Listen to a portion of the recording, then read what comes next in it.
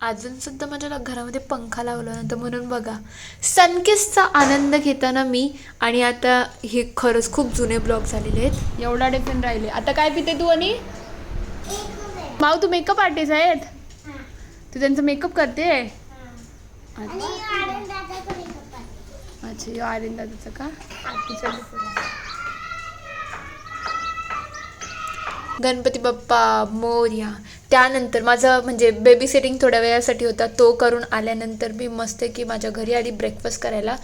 आणि मी 3 दिवस झाले माझी झोप नाही झाली बिकॉज ऑफ पंखा नाही आहे. म्हणजे एवढं गरम नाही होते पण असंच पंख्याची सवय झालेली असते ना, म्हणून आता पंखा लावायला इलेक्ट्रिशियन येणार होते. म्हणून हे दोघं पण कार्टून आले होते त्याच्याच बरोबर. आणि हा मला अवॉर्ड देत होता आणि तिकडे त्याची मस्ती चाललेली. हे सगळं सुरू असताना माझ्या घरात काही सामानसुद्धा नव्हतं, म्हणून बोललो पहिले थोडंसं सामान घेऊन येऊ दे, कारण की शिफ्टिंग करताना भरपूर सामान खराब झालं हे ते झालं. आणि फायनली माझ्या घरी पंखा लागला आहे आणि आता एवढंच सामान आवरायचं आहे. आता बघूया मी रेग्युलर कधी होते ब्लॉग टाकायला.